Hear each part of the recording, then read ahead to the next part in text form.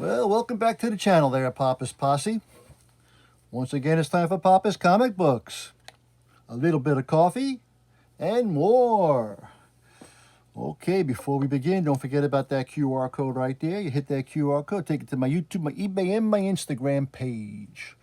All the social media you'll ever need. Are we ready for today's reading? Let's see what we have. Alrighty, we have Disney's The Lion King. It's a little golden book by Justine Coleman and Don Williams. Copyright 1994 by the Disney Company.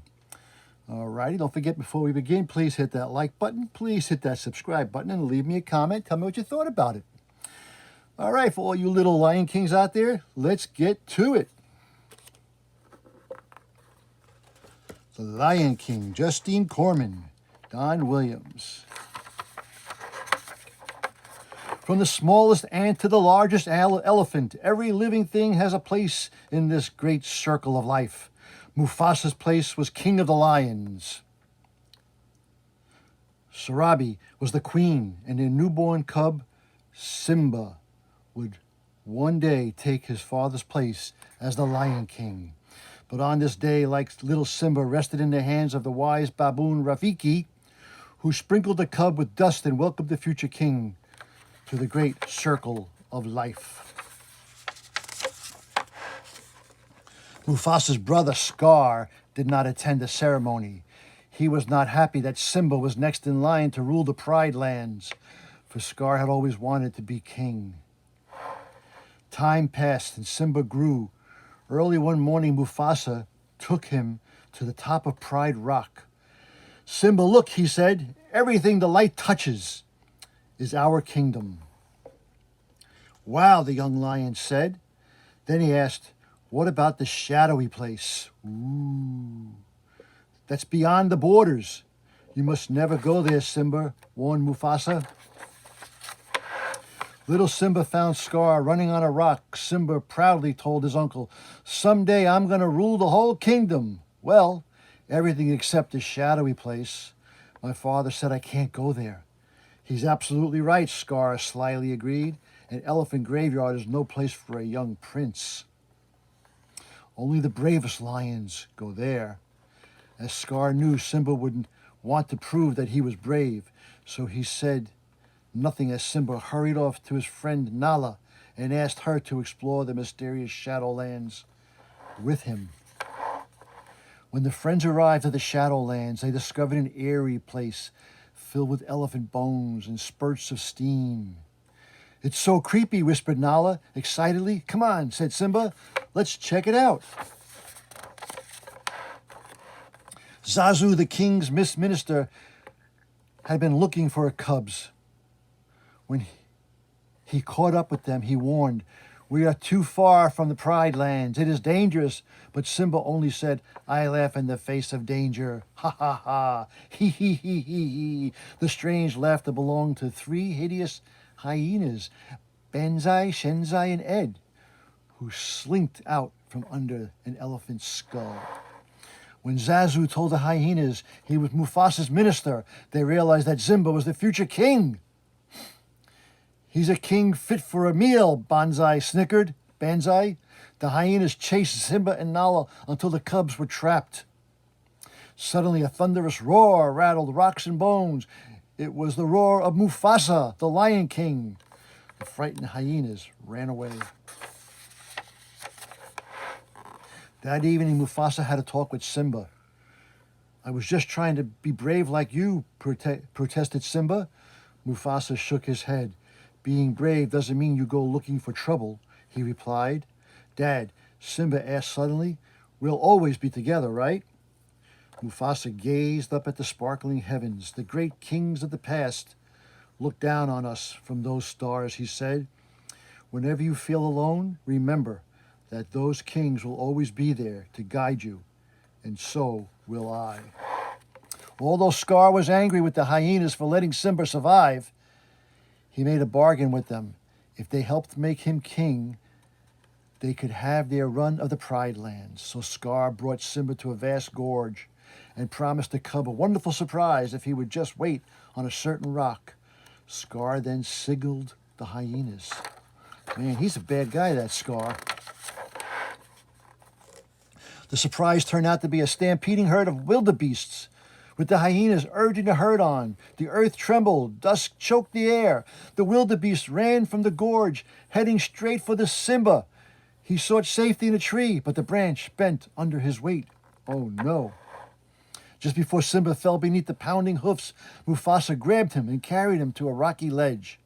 Then, through the thick, swirling dust, Simba saw his father disappear under the thundering herd. Oh no. When the stampede had passed and the dust settled, Simba found his father lying lifeless at the foot of a cliff. What Simba did not know was that Scar had pushed his brother off the rock to his doom. If it weren't for you, the king would still be alive, lied Scar, appearing at Simba's side. He tried to save me, said the cub, sobbing. It was an accident. Run away, Simba, Scar advised. Run away and never return. Scar watched as Simba ran away. Then he sent his hyenas to kill the cub. But when the hyenas reached a thorny thicket, they stopped. He'll never survive in the desert, they reasoned. And so they returned to Pride Rock and their new king, Scar. Scar told the Pride that there had been a terrible accident, and then he introduced the hyenas. Under the burning desert sun, Simba surely would have died if it had not been for two curious creatures, Timon and Meerkat, and Pumbaa. Timon the meerkat, and Pumbaa, the fat, friendly warthog. Timon and Pumbaa felt sorry for the helpless cub. They took him to their jungle home and taught him how to live by Timon's philosophy, Hakuna Matata, which meant no worries. They also taught the cub to eat all kinds of insects. Simba tried to put the past behind him, but on one clear night, the stars reminded him of the old kings and his father, Mufasa.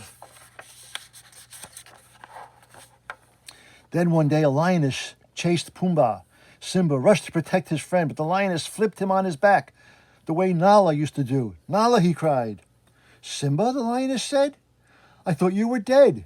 The friends embraced. Then Nala told Simba the sad story of the Pride Lands. Under cruel King Scar, the land was barren and the animals were starving.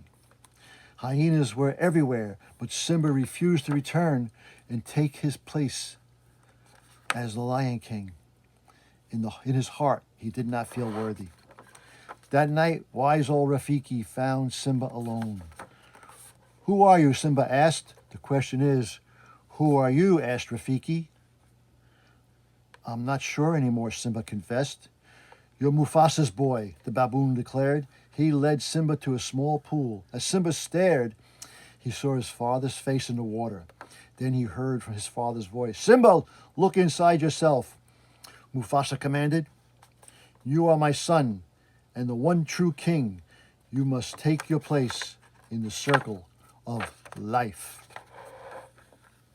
So Simba set out for the Pride Lands to confront the false king. Later, his friends Nala, Timon, and Pumbaa joined him.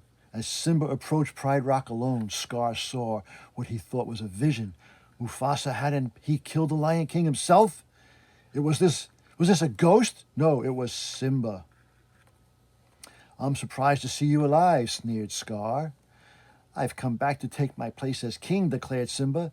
Step down, Scar. With an angry snarl, Scar forced Simba to the edge of the cliff.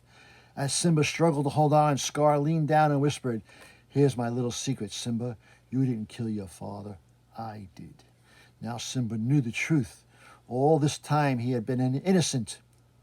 Simba's heart filled with rage, and the strength of 10 lions surged through him. He struggled up onto the rock, leaped on Scar, and the battle began. Nala bravely led the other lionesses against the hyenas. Even Timon and Pumbaa joined the fray. The battle raged until all the hyenas ran from the Pride Rock. Simba chased Scar to the top of the Pride Rock and cornered him. Scar whimpered, No, please, have pity on me. Run away, Scar, said Simba. Run away and never return. But when Simba turned his back, Scar attacked. Quick as the lightning that flashed above, Simba used Nala's trick flip to send Scar flying over the cliff to the hungry hyenas below. So Scar's evil reign ended, and Simba took his rightful place as the Lion King. In time, King Simba and Queen Nala had a cub of their own. From the smallest ant to the largest elephant, the beast came from near and far to Pride Rock. There the son of Simba rested in the hands of the wise baboon Rafiki, who sprinkled the cub with dust and welcomed the future king to the great circle of life, which never ends. And believe it or not, the end of Walt Disney's The Lion King. That was The Lion King by Justine Comer and Don Williams. Copyright 1994, Disney Enterprises. Don't forget now, please hit that like button down below. Please hit that subscribe button down below and leave me a comment. Tell me what you thought about this little golden book. Okay, as Papa and Simba and Scar and Nala always say, that was easy. Until next time, Papa is out.